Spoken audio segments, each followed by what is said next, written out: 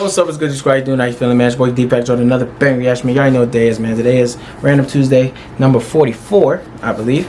Today we got my 2024 iPad Pro review. Now, I don't know. I'm guessing the iPad Pro is some new shit. I don't know. I think this is just a, a review and his review, you know what I'm saying, however, you know what I'm saying. But yeah, we finna come check it out, man. I seen it was trending. I'm not finna watch the whole video though. It's a long video. I might watch like 5-10 minutes of it. But yeah, man. Finna see what's going on with this, kind of excited. I like technology, you feel what I'm saying. It'd be visual guys, so it'd be entertaining sometimes. So we finna alright, too, I'm gonna leave the original video link description down below for those who want to check it out on your own time. Like, comment, subscribe. As always, join the D Squad if you haven't already. We're on the road to 10K. We are very close, so anybody that's part of the journey, I appreciate and love every single one of y'all. But those of y'all who's not a part of the journey yet, I suggest you get a part of the journey. I appreciate it, man. Other than that, let's hop right into it, man. Dave 2D. How many This y'all is the watching? new 13-inch iPad Pro, and this is the new 11-inch iPad Pro. Both of them new for 2024, and they're both running Apple's new M4 chip.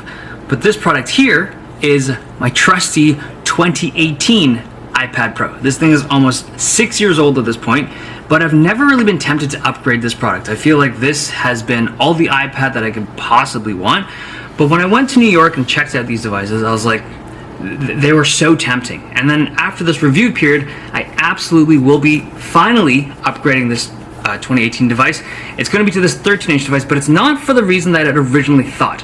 So first thing, a quick note on the unboxing. So typically when it comes to Apple products, there's usually some kind of sticker inside the package. It could be like a white sticker or... Oh, that box is dope. The box is fire, y'all. Hold on, let me see. Oh yeah, that's why it's buffering.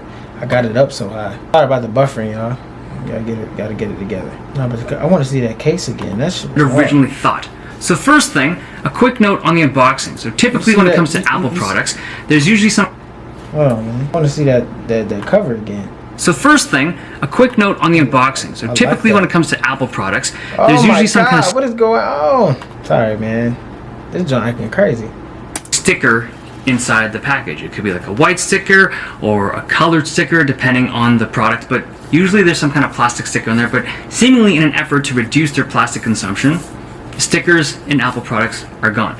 But the second thing that was interesting is that on the 13-inch iPad Pro, and only the 13-inch, not the 11-inch iPad Pro, you get a black charging cable. The brick is still white, but black charging cable. And that's different. That's different. I guess that's what they're doing now. New nowadays, the cable is a different color than the box. That's a little interesting. Okay. That I had was like, why are they separating the 13 and 11-inch? And typically when Apple includes like a black accessory, it's like the Pro product. It's the thing that makes it like the most Pro. And you'll see in terms of the performance, the 13-inch is actually a more Pro device than the 11. So I just found it strange that they included a black charging cable only on the 13. Right. This is crazy. I'm talking about colors of charging cables, but that's just how Apple does things. All right, let's talk about these displays because these new OLED panels are arguably the most interesting things. Dang, man, y'all look at the size difference. The size difference in that thing. Wait a minute. So did he say the newest one was smaller? Did he say the newer one was bigger? Because if this the new one, because sometimes, the newest things are smaller than the older things. Like, the iPhone 15s and stuff, they are a little smaller than the, you know what I'm saying? But, it packed more, more gigs and stuff. But yeah, let me see if he says this is which one's the new one. About these new iPads. They both have these new super bright OLED panels, and the tech required to get on this bright is... Oh, okay, so he got the iPad Pro. So the Pro is the big one, and I guess that's the smaller version of the iPad, I guess? I don't know. Incredible. So it's a pair of OLED panels run in tandem, and they have these incredibly energy efficient display engines to be able to pull it off. But despite these very bright screens, they still have very good battery life. And even when I crank the OLED panels to full brightness, it still has excellent run times. These are amazing displays. Oh, wow. I actually think these are... Oh, wow, hold on. Let me look at those stats. To full brightness, it still has excellent run times. These are... Okay, so this is... It's showing you like if you have the Netflix streaming and stuff like that, like if you got your brightness up or whatever, it shows you like how much battery life it can pack. So I ain't gonna lie, you can stream. Look, you can stream Netflix all day and be straight. Okay, and the color coding is the different iPads. So the iPad Pro 13.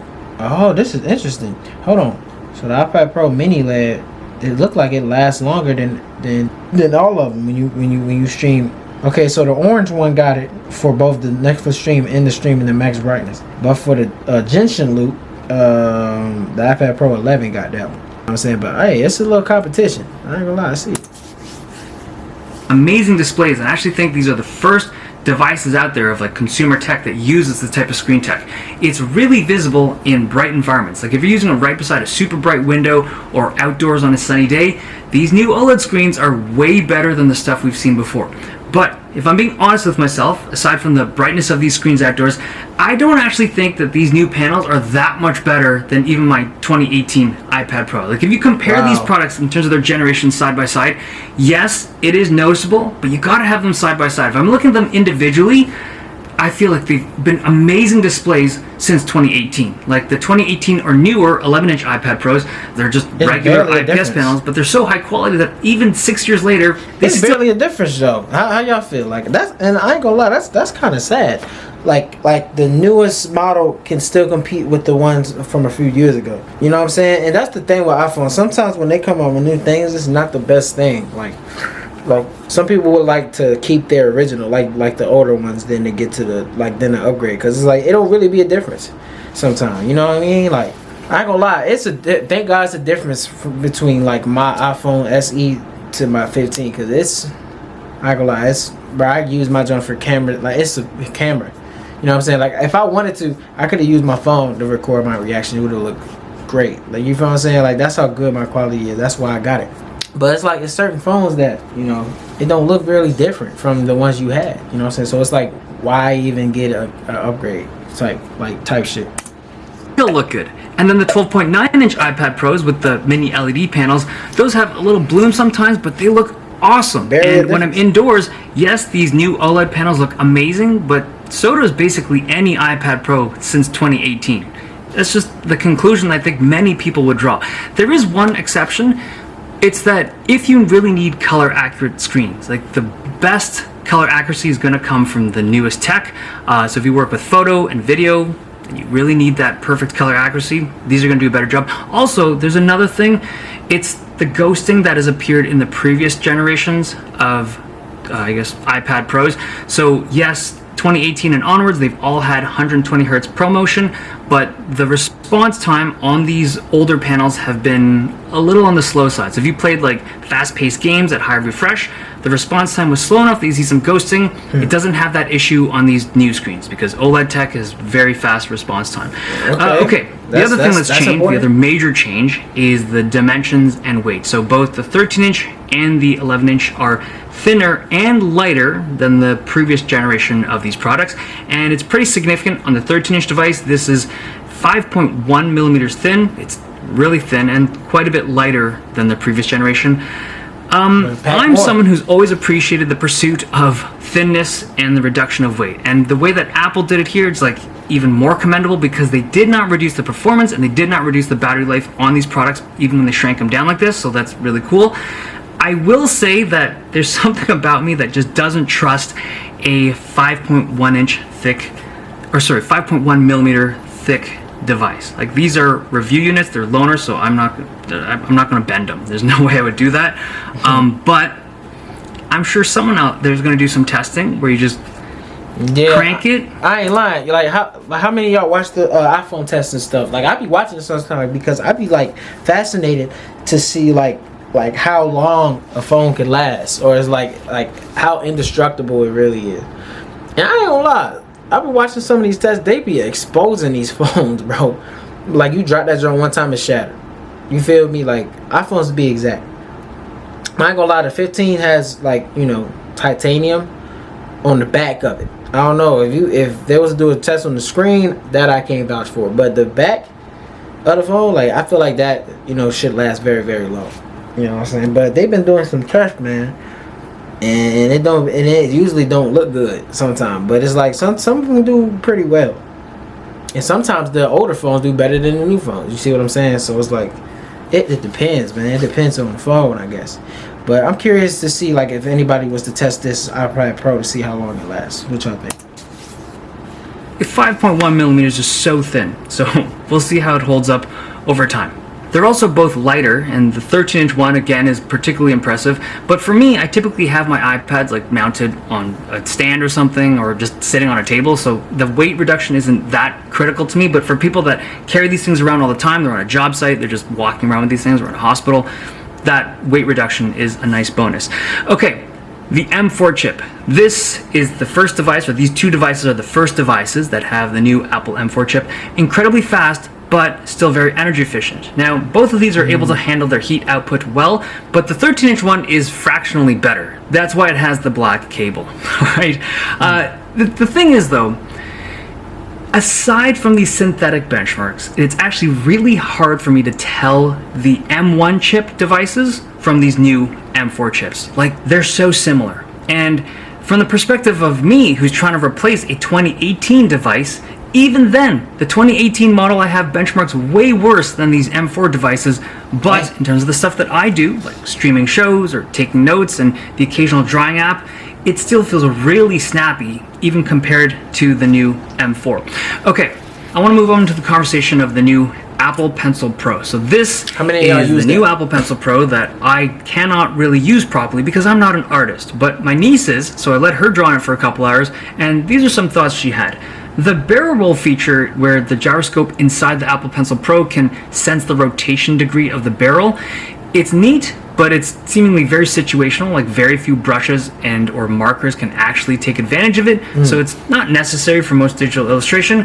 But the squeeze gesture, she really liked that. So in the beginning, she found it a little bit cumbersome because it would trigger a few times by accident, but once she got used to it, you could tell that she was able to switch colors and access different tools a lot quicker than using the traditional UI, and she liked that. And then the last thing is the haptic motor that's inside the Apple Pencil Pro. So when you squeeze the barrel and you do that squeeze gesture, you get this little taptic bump that just tells you that you squeeze it. It's just to make the whole process of squeezing the barrel and then like selecting things feel a little bit more deliberate.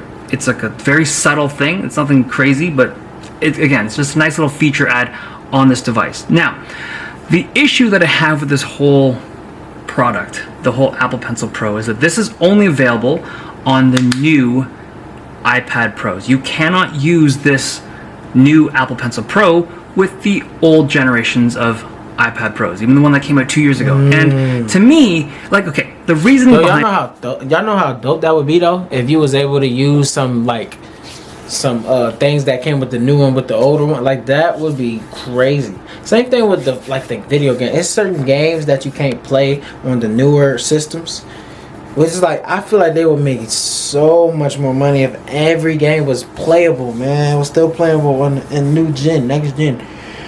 Like, that shit would be dope.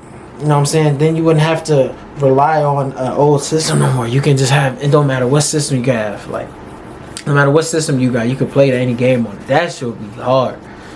That would be hard, bro, for sure.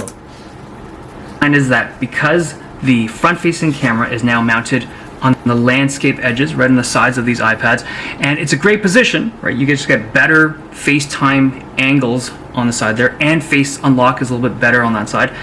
But it just kills me. They're claiming that because the camera's positioned there, the magnetic and charging system had to be tweaked, and therefore these new ones can't work. Like, it just feels a little too convenient that now, if you want this new Apple Pencil Pro with all its new features, you have to buy a whole new iPad to be able to get it. And I mean, that's great. It might be true, it's probably true, though. But it just still kills me that that's the state of how you get the new Apple Pencil Pro to work. The new Magic Keyboard for the new iPad Pros. And again, you can only get this new keyboard with the new iPad Pros. And the whole keyboard feels very good. Like, this is a very similar keyboard to, in terms of like the feel and even the aesthetics, to the keyboards that are on the existing MacBook lineup. And it's got this metal keyboard deck and a trackpad that is also like a haptic trackpad. This is not a trackpad that you depress and like it physically moves up and down. But there's a bit of movement, but the tap that you feel, the kind of click that you feel, is from a motor on the inside that generates that kind of tactile feedback, just like their MacBooks. But typing on this keyboard is awesome. I type as fast on this thing as I would on basically any laptop keyboard. It just feels like a better typing experience than the one you got from the previous generation of Magic Keyboard. Like the keys on this just feel a little bit more responsive, and also it's a aluminum surface, which some people might like. The older one had that like soft touch rubber, which I didn't mind, but it does feel more premium on this new product. But the pricing between the two Magic Keyboards is still the same. So this year with the new iPad Pros, you just get it's just a better feel. It's the same shit, but it's like that one is kind of like pack a punch. Like it got like a new paint on it or a new like skin on. You know what I'm saying? It's basically like a little upgraded. But it's like, as he said both of them are good. It's just one is slightly feels slightly better than the other one, which is cool. You know what I'm saying? So it's like really, you could get either one of them really. But you know, like anybody that like high quality stuff and feel good stuff, they would get the newest one. A way better product all around, right? You get a better screen, better chip, better pencil, better keyboard, better front-facing camera position, and all while the device is being thinner and lighter. The price has gone up by about $100 depending on the configuration, but it does have a higher base configuration than before, so it is more expensive to get into this whole product line. But the fact remains, this is a just infinitely, it's a better product compared to anything I've had before. Now, when I went to New York and I got to see these things, I was like, okay, for sure, I'm gonna be upgrading. But then, having gotten the review units in, I'm starting to get some cold feet, because everything I'm comparing it to my 2018, I'm like, it's better, but the overall experience didn't really change for me, especially for the stuff that I do. The same shit. But then, yesterday, just as I was like gathering my thoughts and stuff, I had this crazy epiphany. So, the way that I shoot my videos right now, if you guys have noticed, I have multiple cameras all running at the same time. Usually 2, sometimes 3 or 4, and they're all being fed to one computer that's running OBS. And I try to edit my videos in real time. Like I'll switch camera angles and try different transitions while I shoot my videos. And I do all of this through a Stream Deck. I press buttons, I can control the cameras as I shoot. But in Apple's keynote video, they show hard, bro. Yeah, I'm trying to get like that when Dag go like get it all going on. He can do it live. He can edit live. See me, I edit my shit post video. You know what I'm saying? Which is I'm used to that. But it's like that should make it look way easier, but it costs more money. Same thing with the iPad. Like he said it looked good. You know what I'm saying? All that looked good, but it really ain't no difference to what he did have. But it's just a little better. You know what I'm saying? So I mean that's a good review to me. You know. Will it motivate me to get it if I was? I mean, not really, because you know, it's not really necessary. You know what I'm saying? If I like high quality stuff, yes, but that shit, you know, costs money. You know what I'm saying? It's just the more you want, the higher it's gonna be, the more expensive it's gonna be. You know what I'm saying? So it's like you said, it's not even that different from his 2018 iPad. You know what I'm saying? That says a lot. You know, they bumping up the quality a little bit, but they're not really changing it. So yeah, man, y'all tell me how y'all feel about it. And would y'all get one? And why? You know what I'm saying? Drop it in the comment section. This does include another video of Random Tuesday. I'm gonna leave the original video in the link, like I said before.